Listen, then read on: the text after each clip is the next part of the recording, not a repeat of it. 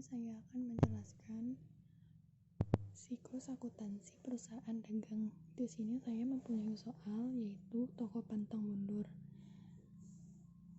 Toko pantang mundur adalah salah satu perusahaan yang bergerak di bidang jual beli barang dagang dan telah berdiri sejak tahun 2010. Berikut data yang dimiliki oleh toko pantang mundur untuk tahun 2017. Ini adalah neraca saldonya. Ini akun-akunnya. Di sini seharusnya ditulis nomor akun tapi saya lupa. Kas berada di posisi debit 2.500.000, piutang dagang 2.800.000, sewa dibayar di muka 2.200.000, persediaan 10 juta, perlengkapan kantor 3 juta, akumulasi penyusutan kantor 500.000, utang dagang 3 juta, modal 11.150, prive 300, penjualan 10 juta, dan seterusnya. Di sini ada transaksi selama bulan Desember. Ini kita bikin ke jurnal umum.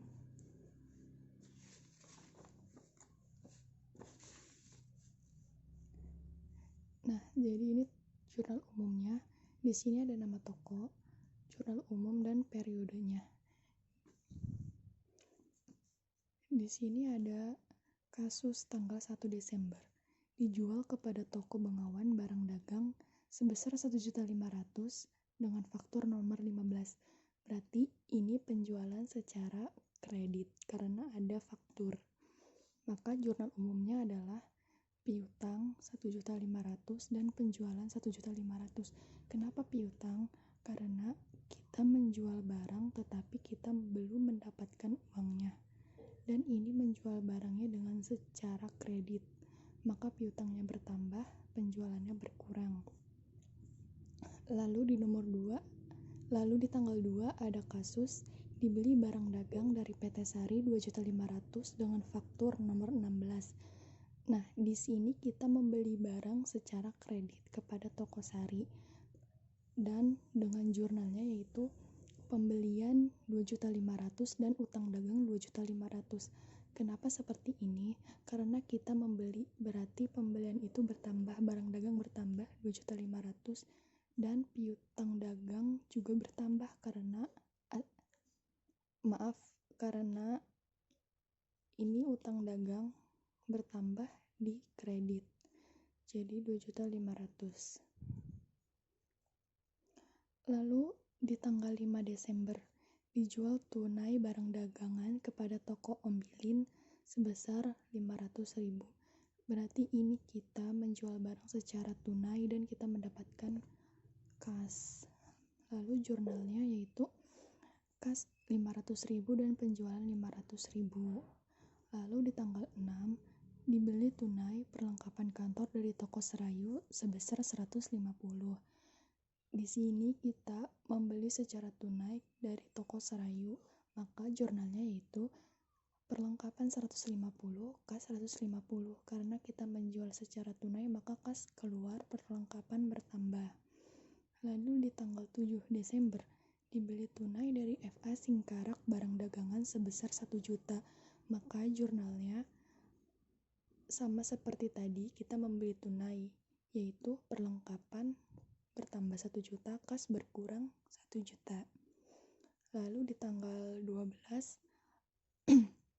diterima dari toko Bengawan pelunasan faktur nomor 15. Jadi di sini kita mendapatkan uang dari toko Bengawan atas pelunasan faktur nomor 15, yaitu di tanggal 1 Desember. Maka jurnalnya kas bertambah, piutang berkurang. Kas 1.500.000, piutang 1.500.000. Lalu di sini di tanggal 19 dikirim kembali kepada PT Sari barang yang telah dibeli sebesar 400.000. Maka di sini jurnalnya utang dagang dan retur pembelian. Kenapa? Karena di sini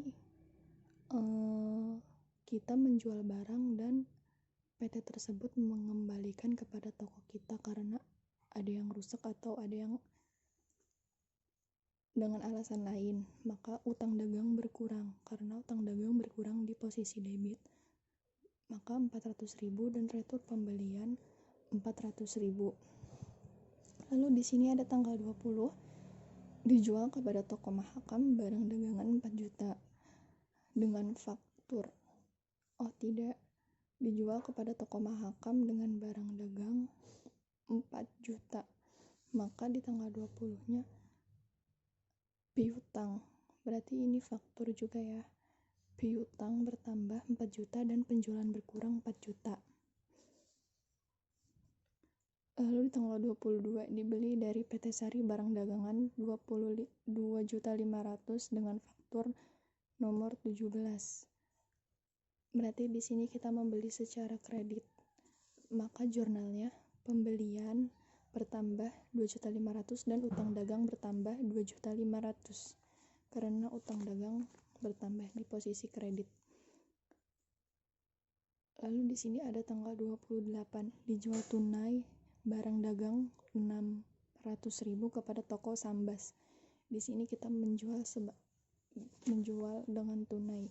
Berarti di sini kita akan mendapatkan kas 600.000 dan penjualan berkurang 600.000. Lalu kasus di tanggal 30 Desember dibayar gaji karyawan 500.000. Maka kita mengeluarkan kas. Maka jurnalnya beban gaji 500.000, kas 500.000. Begitulah jurnal umum dari perusahaan dagang. Lalu kita akan lanjut ke buku besar. Di sini kita akan menjelaskan tentang buku besar. Toko pantang mundur di sini sama seperti jurnal umum. Toko pantang mundur buku besar periode Desember 2017. Di sini ada kolom untuk kas. Pertama-tama untuk membuat buku besar yaitu adalah memasukkan saldo sebelumnya dari neraca saldo ini. Dimasukkan dulu saldo 2.500.000 langsung masuk ke kolom saldo 2.500.000. Lalu ini penjualan tunai, pembelian tunai adalah dari jurnal umum yang tadi. Di tanggal 5 ada penjualan tunai. Berarti kita mendapatkan uang 500.000. Jadi saldonya adalah 3 juta karena 2.500.000 ditambah 500 hasilnya 3 juta. Lalu di tanggal 6 ini ada pembelian tunai, yaitu berarti kita mengeluarkan uang 150. Maka saldonya adalah 3 juta dikurang 150 hasilnya 2.850. Dan di sini di tanggal 7 ada pembelian tunai. Maka uang yang kita keluarkan juga adalah 1 juta. Jadi 2.850 dikurang 1 juta adalah 1.850. Di tanggal 12 pelunasan faktur, yaitu kita mendapatkan uang dari piutang. Maksudnya kita mendapatkan uang dari orang yang mempunyai hutang ke kita. Di tanggal 12 1.500.000, maka ini kas kita akan bertambah jadi 1.850 ditambah 1.500 hasilnya 3.350 dan seterusnya. Yang perlu diingat adalah kalau debit ketemu debit itu ditambah, kalau debit ketemu kredit dikurang, debit ketemu kredit dikurang, kalau kredit ketemu kredit ditambah, debit ketemu debit ditambah, debit ketemu kredit dikurang, kredit ketemu debit dikurang. Seperti itu. Lalu di sini ada piutang dagang. Sama seperti tadi kas, masukkan saldonya terlebih dahulu. Ini saldonya piutang dagang 2.800.000 langsung dimasukkan ke kolom saldo. Di sini tanggal 1 ada toko Bengawan, yaitu dia membeli kepada kita menjual kepada toko Bengawan itu secara kredit. Di sini kita berarti piutang bertambah 1.500.000, maka debit ketemu debit ditambah 2.800.000 ditambah 1.500.000, 4.300.000 hasilnya ditaruh di sini. Lalu ada toko Bengawan. Ini sepertinya pelunasan faktur atas yang di tanggal 1. Berarti Piutang berkurang 1.500.000, 4.300.000 dikurang 1.500.000, hasilnya segini. Begitu dan seterusnya. Di sini ada sewa dibayar di muka. Di sini tidak ada kasus sewa dibayar di muka. Ternyata di sini cuma ada saldonya. Saldo dari sini 2.200.000 pindahkan ke sini. Persediaan pun sama. Tidak ada kasus, peralatan kantor sama.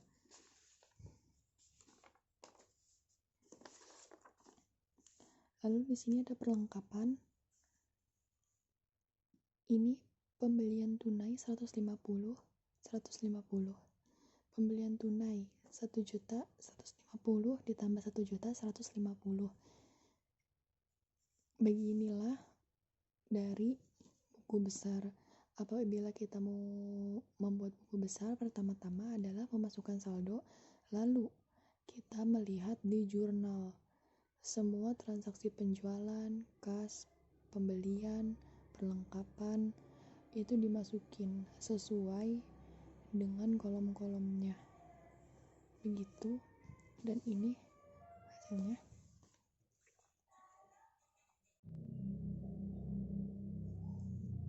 Lanjut, di sini saya akan menjelaskan tentang neraca saldo.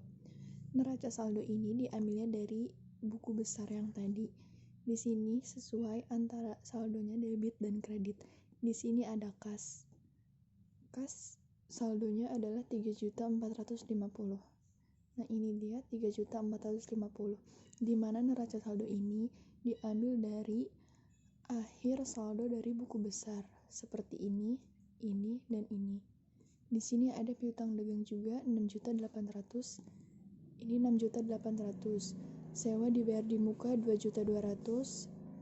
Di sini 2.200.000. Kalian harus memasukkannya sesuai dengan antara debit dan kredit. Lalu di sini ada peralatan kantor 3 juta. Peralatan kantor 3 juta. Di sini ada perlengkapan juga. Perlengkapan ada 150. Di sini lalu seperti itu, masukkan saja antara debit dan kredit dari buku besar yang tadi.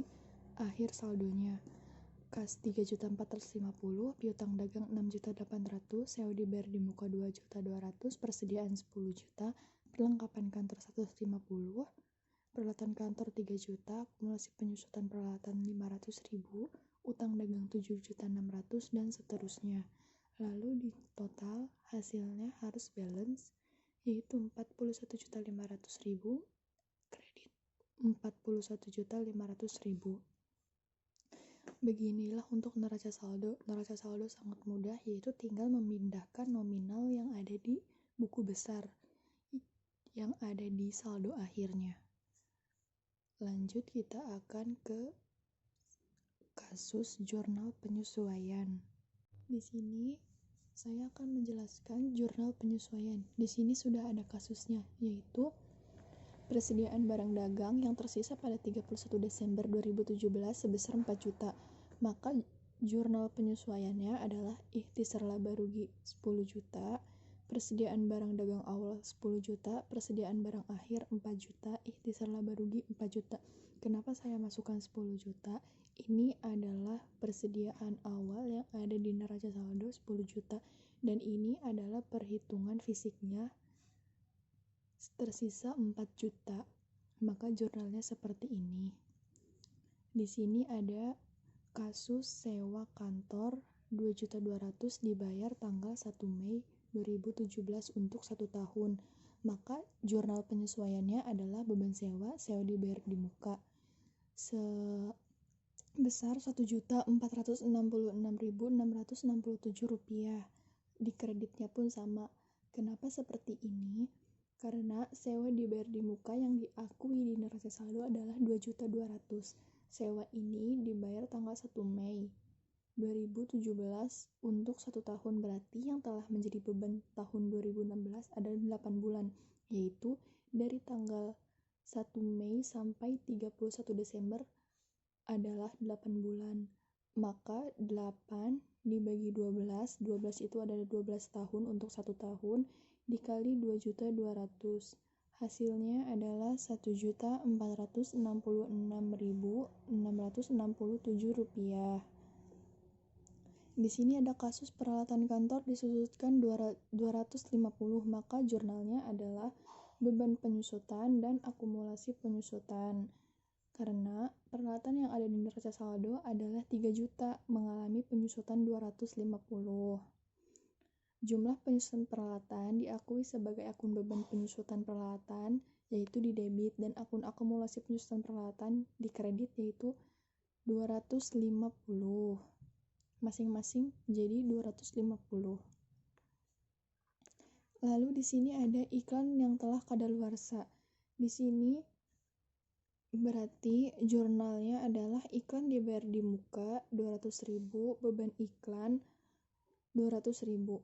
Beban iklan di neraca saldo 400.000 sampai 31 Desember 2017. Yang telah kadaluarsa 200.000, berarti selisihnya adalah 200.000, belum merupakan beban tahun 2017. Jumlah selisih iklan diakui sebagai akun iklan dibayar di muka di debit, dan beban iklan di kredit masing-masing 200.000. Itu adalah soal kasus jurnal penyesuaian. Di sini kita akan lanjut pada neraca lajurnya.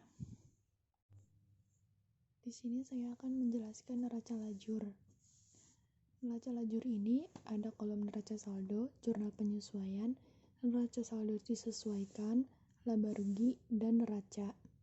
Di sini saya akan menjelaskan neraca saldo dulu. Di sini neraca saldo ini adalah nominal-nominal yang tadi saya jelaskan di neraca saldo ini. Yang ini dipindahkan ke sini. Ini hanya dipindahkan saja.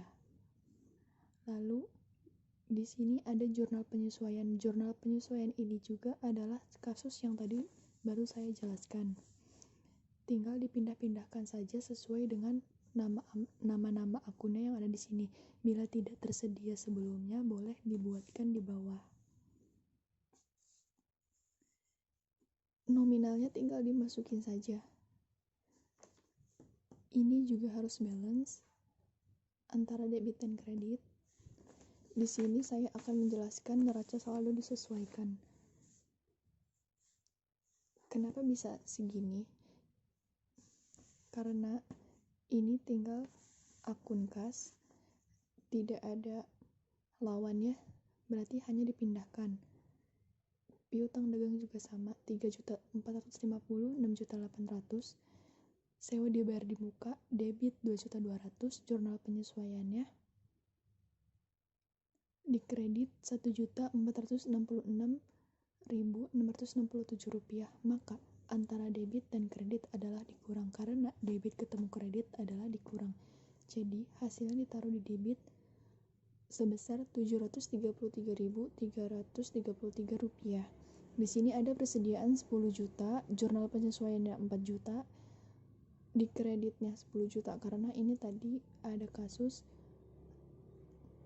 persediaan barang dagang akhir dan awal, maka di sini neraca saldo sesuaikannya tinggal pindahin yang 4 juta saja, karena kasusnya yang 4 juta yaitu persediaan perhitungan fisik. Di sini ada perlengkapan kantor 150, peralatan kantor 3 juta, akumulasi penyusutan peralatan 500 di neraca saldonya, lalu di jurnal penyesuaiannya ada 250, maka kredit dan kredit ditambah. Masukkan ke kredit 750. 500 ditambah 250, hasilnya 750. Begitu dan seterusnya. Maka di sini saya jelaskan, misalkan tidak ada lawannya, hanya dimasuk-masukkan saja. Misalkan ada lawannya, itu antara dikurang dan ditambah. Lalu di sini saya akan menjelaskan laba rugi. Laba rugi ini adalah akun nominal, yaitu masukkan saja dari nomor akun 4 sampai nomor 6. Di sini ada penjualan yaitu 16.600.000. Di sini dimasukkan, lalu ada penjualan, retur penjualan 500, potongan penjualan 300, pembelian 11.500.000. Di sini dimasukkan antara debit dan kredit. Di sini seperti itu. Ingat, yang masuk akun laba rugi adalah nomor akun 4 sampai nomor 6, yaitu penjualan, pendapatan, pembelian, beban-beban.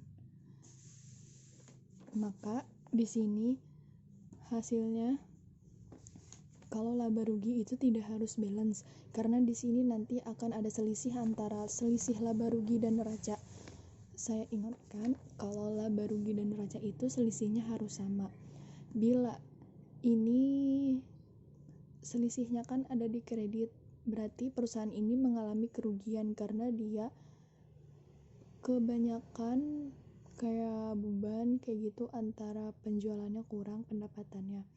Jadi dia di sini pendapatannya dan penjualannya sebesar 22.250.000, sedangkan ini beban-beban pengeluaran dia adalah 23 juta, maka dia akan mengalami kerugian sebesar Rp866.667.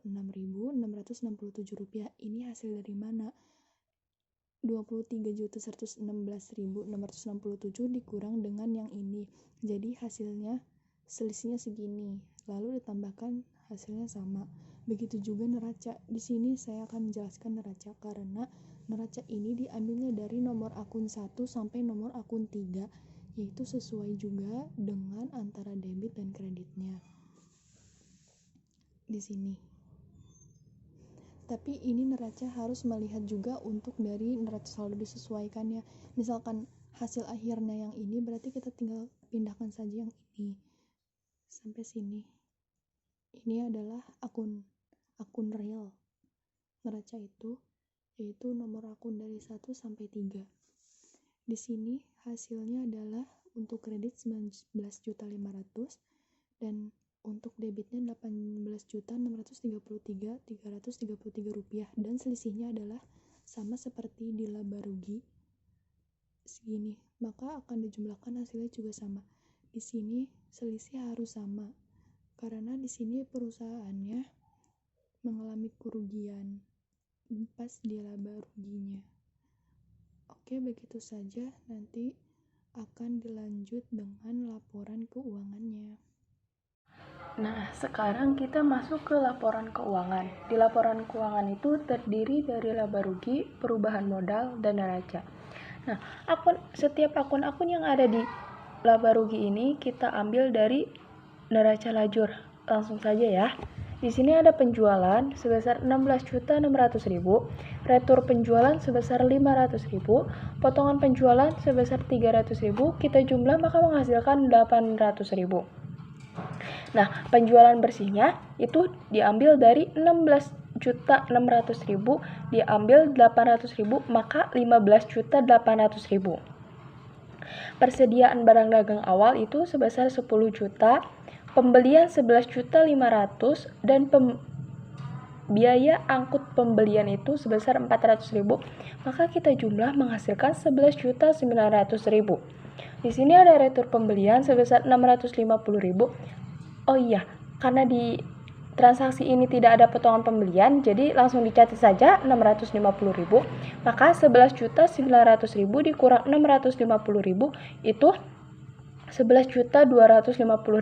Nah, jadi pembelian bersihnya itu 11.250.000. Nah, kalau kita mencari persediaan barang terjual itu diambilnya dari 10 juta ditambah 11.250.000, maka persediaan barang tersedia dijual itu sebesar 21.250.000. Di sini ada persediaan barang dagang akhir sebesar 4 juta rupiah.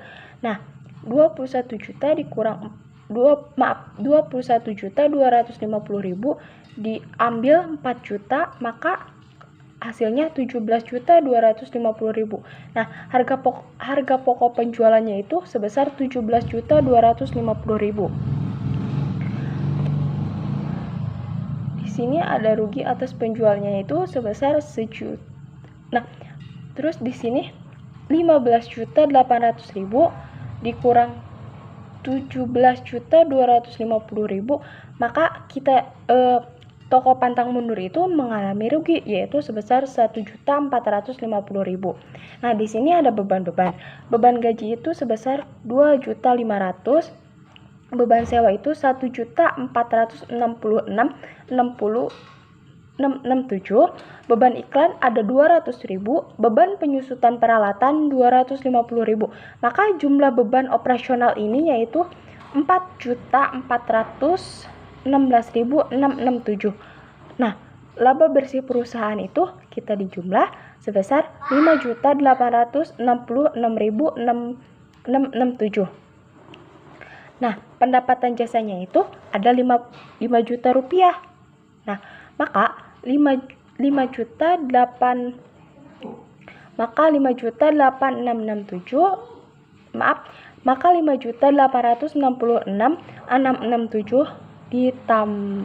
dikurang 5 juta, maka